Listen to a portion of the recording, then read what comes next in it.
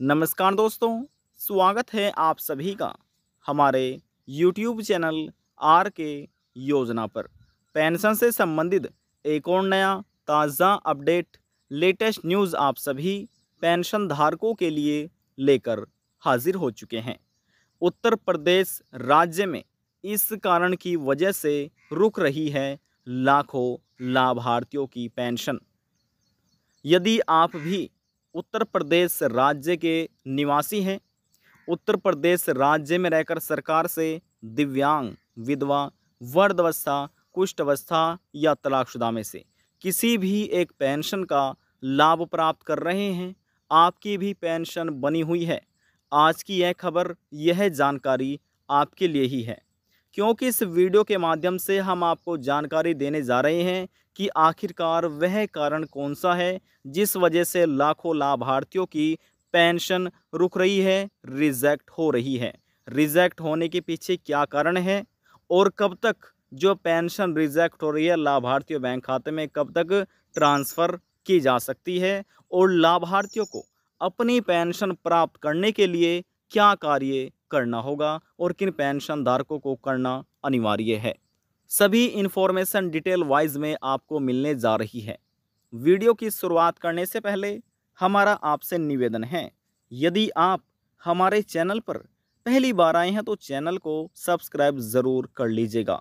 साथ ही bell icon के button को प्रेस करना ना भूलें, ताकि जो हमारी वीडियो का नोटिफिकेशन है वह सबसे पहले आपको प्राप्त हो और आप सबसे पहले ही उसका लाभ उठा सके। चलिए वीडियो की शुरुआत कर लेते हैं। देखिए दोस्तों, आप उत्तर प्रदेश राज्य में रहकर किसी भी पेंशन का यदि लाभ ले रहे हैं, जैसे कि दिव्यांग, विधवा, वृद्धावस्था, कुष्ठावस्था और तलाकशुदा, यदि आपसे online pension payment status check करना आता है और आपने चेक कर भी देखा होगा, किसी किसी में लिखा आता है रिजेक्ट, यानी कि बहुत से ऐसे पेंशन धारक हैं जिनका पेंशन पेमेंट रिजेक्ट हो रहा है। क्या कारण है, वह कारण हम आपको बताएंगे। और यदि आपको PFMS के माध्यम से अपना पेंशन पेमेंट ऑनलाइन चेक करना नहीं आता, कैसे चेक कर सकते हैं, वह जानकारी भी आपको दी जाएगी, ताकि आप भी देख सकें कि कहीं आपका पेंशन पेमेंट रिजेक्ट तो नहीं हो गया है। तो ये आप कैसे चेक कर सकते हैं, वह भी तरीका हम आपको बताएंगे। सबसे पहले यहाँ पर आप डिटेल वाइज में ये समझने की कोशिश कीजिए कि आखिरकार ये क्यों होता है, किस वजह से लिखा आता है। अब देखिए, यहाँ पर सबसे पहले पेंशन धारक का रजिस्ट्रेशन संख्या होता है, पेंशन आईडी नंबर होता है, जो कि हमने हाइड किया हुआ है। यहाँ पर पेंशन धारक का नाम है, बेनिफिशियरी कोड है, एजेंसी कोड है। जो पर्सनल डिटेल होती है वह यहाँ पर हमने हाइड की हुई है, और जो महत्वपूर्ण जानकारी है वह हम आपको अब देने जा रहे हैं। अब देखिए, जो आप स्टेटस देख रहे हैं यह एक विधवा महिला या तलाकशुदा महिला का है, यहाँ पर विडो लिखा हुआ भी है। अब इस बार अप्रैल मई जून महीने की जो पेंशन राशि है वह विधवा महिला, तलाकशुदा महिला और बुजुर्ग व्यक्तियों को आधार बेस्ड पेमेंट सरकार कर रही है, और जो विकलांग व्यक्ति हैं, कुष्ठ अवस्था पेंशन धारक हैं, उनको अकाउंट बेस्ड पेमेंट किया जा रहा है। अब ध्यान से आप समझिए, सरकार ने अप्रैल मई जून महीने की पेंशन ट्रांसफ़र करने से पहले ही कड़े निर्देश जारी किए थे। उन्होंने अपने निर्देश में कहा था कि हम इस बार अप्रैल मई जून महीने की जो पेंशन राशि है वह विधवा महिला, तलाकशुदा महिलाओं को आधार बेस्ड पेमेंट करेंगे। यानी कि जिस किसी महिला का, विधवा महिला का, तलाकशुदा महिला का, या फिर जो बुज़ुर्ग व्यक्ति हैं जिनका बैंक खाता आधार कार्ड से लिंक है, उन्हीं को ही पेंशन मिल पाएगी। और आपके पास समय भी है, आप जल्द से जल्द आप अपना यह कार्य पूरा कर लीजिए।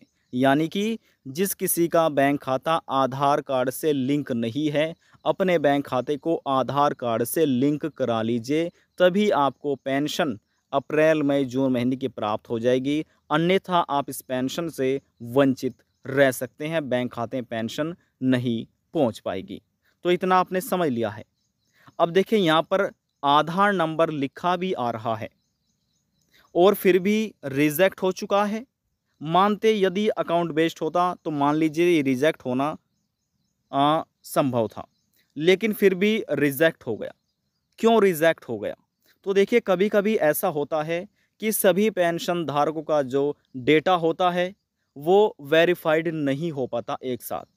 वेरीफाइड होने में समय लगता है। तो ऐसा होता है कभी कभी ये रिजेक्ट आता है, लेकिन जब नया अपडेट पीएफएमएस पोर्टल पर होकर आता है तो ये रिजेक्ट नहीं होता। रिजेक्ट होने के बाद यहाँ पर किस तारीख में वैलिड हुआ था ये लिखा आ जाता है, और किस तारीख में फंड स्टेटस अप्रूव्ड हुआ ये लिखा आता है। जो राजकोष होते हैं किस तारीख में सिग्नेचर उनके साइन होने की ये लिखा आ जाता है। तो यहाँ पर यदि आपके में पीएफएमएस के माध्यम से online pension payment status check करने पर रिजेक्ट लिखा आ रहा है, और इसके बाद यहाँ पर ये लिखा आ रहा है एरर।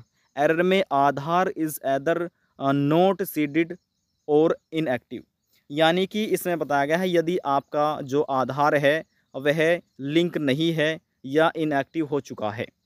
तो इसका सॉल्यूशन इसमें बताया गया है। बेनिफिशियरी यानी कि जो लाभार्थी है कनेक्टेड नहीं है किससे, बैंक ब्रांच से, और उन्होंने अपना जो आधार है वह सीडिंग नहीं कराया, यानी कि बैंक खाते से आधार सीडिंग नहीं कराया।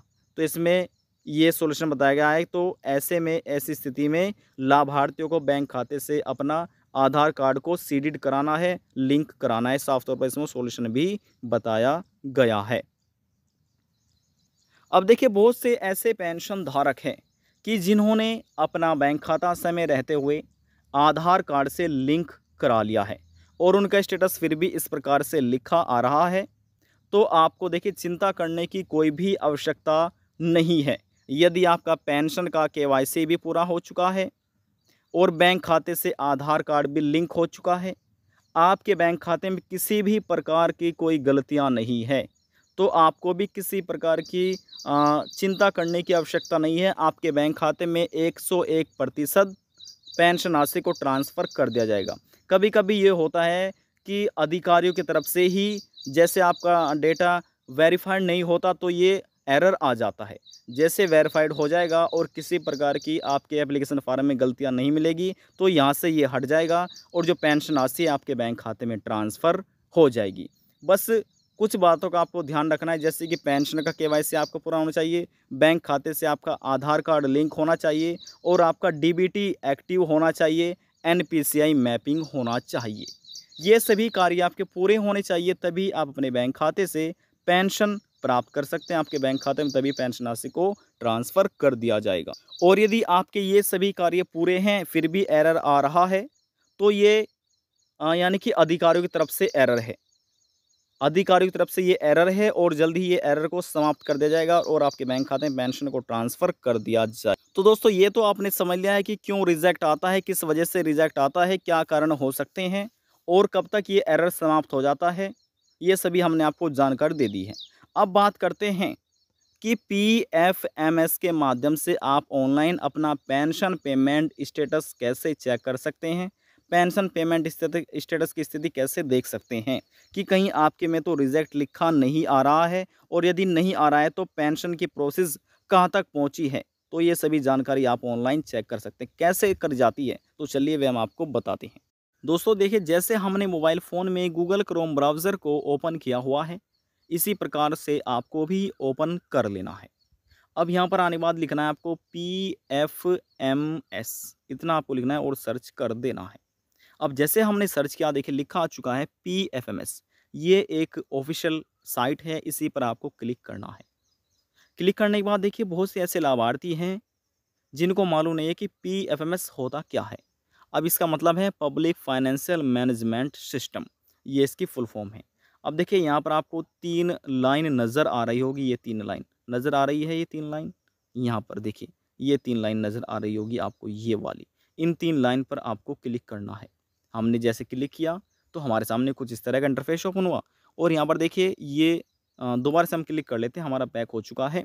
अब देखिए यहाँ पर आपको लिखा मिलेगा पेमेंट स्टेटस, लिखा गया है ना पेमेंट स्टेटस। इस पेमेंट स्टेटस पर आपको क्लिक करना है। एक बार हमने क्लिक किया और हमारे सामने कुछ इस तरह का इंटरफेस यहाँ पर ओपन हो चुका है, देखिए आप देख रहे होंगे। अब यहाँ पर देखिए डीबीटी स्टेटस ट्रैकर लिखा हुआ है ना, डीबीटी स्टेटस ट्रैकर, इस पर आपको क्लिक करना है।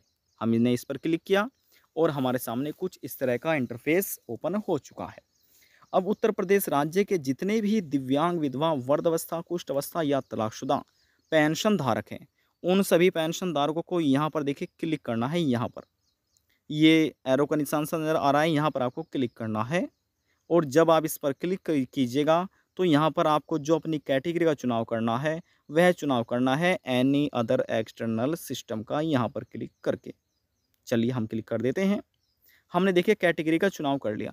अब यहाँ पर देखिए हम डीबीटी स्टेटस देखने जा रहे हैं पेमेंट का, समझ रहे हैं।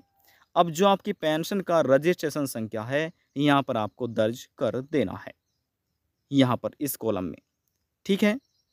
हम इस पर दर्ज अपना एप्लीकेशन आईडी नंबर दर्ज कर देते हैं। अब देखिए बहुत से ऐसे पेंशन धारक हैं जिनको अपनी पेंशन एप्लीकेशन आईडी नंबर मालूम नहीं है। यदि आप चाहते हैं कि हम इस पर भी एक वीडियो बनाएं कि कैसे एप्लीकेशन आईडी नंबर देखा जाता है पेंशन का, तो आप नीचे कमेंट करके पूछ सकते हैं। हम आपके लिए एक और नई वीडियो लेकर आएंगे जिसमें बताया जाएगा कि पेंशन पेमेंट पीएफएमएस से एप्लीकेशन आईडी नंबर से कैसे देखा जाता है, यानी कि जो पेंशन का रजिस्ट्रेशन नंबर है वह कैसे चेक कर सकते हैं। तो चलिए हमारे पास यहाँ पर इस पर आपको अपना पेंशन का रजिस्ट्रेशन नंबर दर्ज करना है और ये जो वर्ड वेरिफिकेशन यहाँ पर आपको दर्ज करना है। करने के बाद आपको सर्च के आइकन पर क्लिक करना है। इतना करने के बाद जो पेंशन पेमेंट स्टेटस है वह आप पीएफएमएस के माध्यम से चेक कर सकते हैं, देख सकते हैं। आज की जानकारी में बस इतना ही। यदि आपको हमारी दी हुई जानकारी पसंद आई तो वीडियो को ज़रूर लाइक कर दीजिएगा। आपके एक लाइक से हमें बहुत ज़्यादा मोटिवेशन मिलता है। देखिए आप किसी भी राज्य के पेंशन धारक हो, हरियाणा, पंजाब, गुजरात, महाराष्ट्र, कर्नाटका, उत्तर प्रदेश, हिमाचल प्रदेश, मध्य प्रदेश, किसी भी राज्य के मन में कोई सवाल है, डाउट है, पूछना चाहते हैं, नीचे कमेंट बॉक्स में जाकर पूछ सकते हैं। सभी सवाल का जवाब आपको दे दिया जाएगा। लास्ट में हम निवेदन यही करेंगे, चैनल को सब्सक्राइब और साथ ही बेल आइकन के बटन को प्रेस करना ना भूलें। अब हम आपसे मिलते हैं नेक्स्ट वीडियो में एक और नई जानकारी के साथ। तब तक के लिए जय हिंद, जय भारत।